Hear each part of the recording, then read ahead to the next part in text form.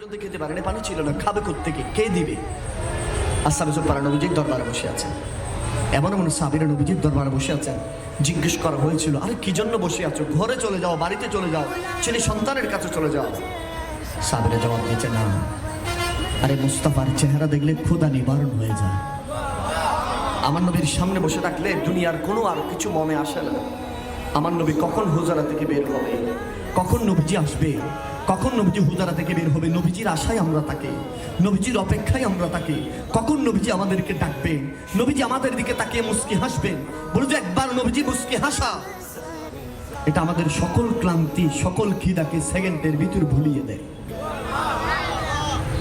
এরা হচ্ছে সাহাবায়ে কেরাম। সেজন্য আমার নবী বলেছেন, আমার সাহাবীরা আসহাবিকান নুজুম, হে আমার উম্মত মনে রেখো, আমার সাহাবীরা হচ্ছে আকাশের তারকার মতো, তারকার মতো, তারকার মতো। জোরে বলেন সুবহানাল্লাহ।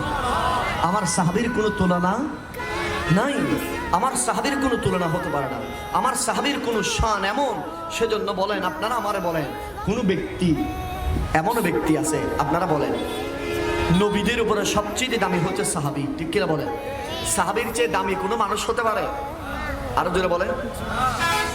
সাহাবী কারা? সাহাবী কি নামাজের মাধ্যমে হয়?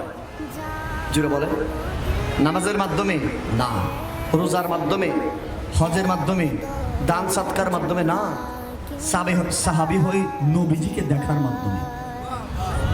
সুবহানাল্লাহ, জোরে বলেন। সাহাবী হয় কিভাবে? আসিফ কিভাবে হয়? নবীকে দেখলে সেই সাহাবী। এখানে আবার নামাজের দরকার নাই, ইবাদতের দরকার নাই। কোনো ব্যক্তি যদি নবীকে দেখেছেন, এক সেকেন্ড হোক, এক মিনিট হোক, মনে করেন ফজরের 10টা বাজে ঈমান এনেছেন, 11টা বাজে ইন্তেকাল হয়ে গেছে, সে সাহাবী। সুবহানাল্লাহ, জোরে বলেন। সে কি সাহাবী। তার শান কত? বিশ্বের সকল মুমিনদের এক পাল্লায় রাখবে সকল আমল, সাহাবীর একটা নিঃশ্বাস এক পাল্লায় রাখবে। সুবহানাল্লাহ, জোরে বলেন। এত দামি কে? সাহাবী। তাহলে শুনান, নবীজির একজন খাদেম, বহু খাদেমের মাঝে একজন খাদেম ছিলেন, যিনি অগ্নি পূজারী ছিলেন, যিনি মজুসী ছিলেন, যিনি মুসলমান ছিলেন না। সে নবীজির কদমে 8 বছর পর্যন্ত খেদমত করেছে। কত বছর বলেন? আরো জোরে বলেন। নবীজির কাছে 8 বছর খেদমত করলেন। 8 বছর খেদমত করার পরে তার একটা মাত্র দায়িত্ব ছিল, সেই মাত্র নবীজি যখন মসজিদে নববীতে প্রবেশ করতেন, আমার নবীজির জুতা মোবারক নিয়ে সে দাঁড়িয়ে থাকতেন। সুবহানাল্লাহ।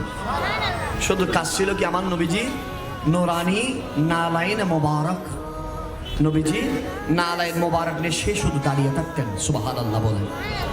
কখন নবীজি আবার আসবেন, নবীজির কদম মোবারকের নালাইন মোবারক ভরিয়ে দিবেন। সুবহানাল্লাহ। কাজ ছিল কি? শুধু এটাই কাজ। খেদমত করেছে কত বছর? 8 বছর। হঠাৎ করে একদিন নবীজি তাকে দেখতেছেন। একদিন দেখে না, 2 দিন দেখে না, 3 দিন দেখে না, 4 দিন দেখে না, 5 দিন দেখে না, 6 দিন দেখে না, 1 সপ্তাহ হয়ে গেছে। কতদিন? 1 সপ্তাহ হয়ে গেছে। নবীজি খুঁজতেছেন, তাকে করতেছেন, কোনো মতো দেখতেছেন না। হযরত আলী রাদিয়াল্লাহু তাআলা আনহু বলতেছেন, আলী রে, ওই যে একজন ইহুদির সন্তান আমাদের সব সময় দাঁড়িয়ে থাকতো, আমার জুতা নিয়ে দাঁড়িয়ে থাকতো, সে কোথায়? সে রে আলী করতো, ইয়া রাসূলুল্লাহ, আমরাও তো দেখি না আজকে 1 সপ্তাহ পর্যন্ত। নবীজি আলীকে পাঠালেন, আলী রে, একটু গিয়ে দেখে তোর বাড়িতে কি অবস্থা, সে কোথায় আছে? সুবহানাল্লাহ। নবীজি আলী রাদিয়াল্লাহু তাআলা আনহুকে পাঠালেন। আলী রাদিয়াল্লাহু তাআলা আনহু রাসূল পাকের নির্দেশ পেয়ে তার বাড়িতে গেলেন। খুঁজতে খুঁজতে তার বাড়িতে, তার ঘরে প্রবেশ করবেন, এই মুহূর্তে দেখতেছে উনি এমন অবস্থায় আছেন, মুমূর্ষু অবস্থায়, জান বের হয়ে যাবে এই সময় আছেন উনি, এই মুহূর্তে মারা যাবেন এমন সময় তিনি আছেন। উনি দৃশ্য দেখে ফওরান নবীজির কাছে আসলেন, এসে বলতেছেন, ইয়া রাসূলুল্লাহ, যে আপনার খাদেম, যে আপনার খেদমত করছে, ওগুলো সেই অবস্থায় আছে, ওগুলো লাগতেছে সেই মুহূর্তে মারা যাবে। সুবহানাল্লাহ বলেন না। নবীজি এটা শোনার পর আর দেরি করলেন না, ফওরান তার বাড়িতে গেলেন।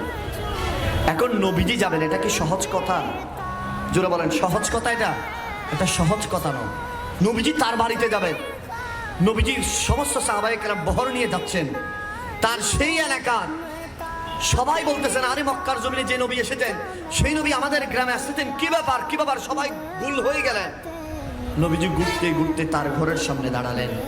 তার মা বাবার কাছে অনুমতি চাইলেন, নবীজি প্রবেশ করলেন। তার পাশে বসতে দেরি, সঙ্গে সঙ্গে দেখতেছেন আজরাইল এসে উপস্থিত। সুবহানাল্লাহ বলেন। আজরাইল এসে কি উপস্থিত? আজরাইল বললেন, ইয়া রাসূলুল্লাহ, নবীজিকে সালাম দিলেন। সুবহানাল্লাহ। আমাদের ঘরে আজরাইল আসেনি, আসেনি বলেন না, আসে।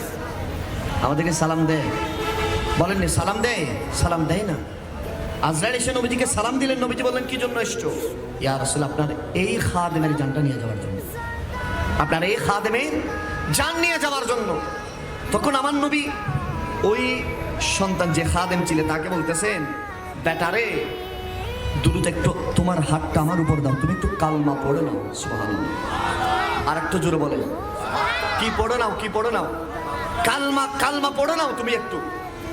নবীজি সাহাবী এই খাদেমকে কথা বলতে দেরি, সেই মা বাবার দিকে তাকাচ্ছে। সুবহানাল্লাহ। তার মায়ের দিকে তাকাচ্ছে, বাবার দিকে তাকাচ্ছে। তখন নবীজি তার মা বলতেছেন, আরে বেটা, আজকে শুধু কালমা তুমি নয়, তোমার সাথে আমরাও পড়বো। সুবহানাল্লাহ বলেন। তুমি দেরি করছো না, তোমার সাথে আমরাও কালমা পড়বো। তখন মা বারবার ইশারা দিচ্ছেন, আর তাড়াতাড়ি কালমা পড়ো নাও। সে ব্যক্তি হাতের উপর হাত রাখলেন, পড়তে লাগলেন, লা ইলাহা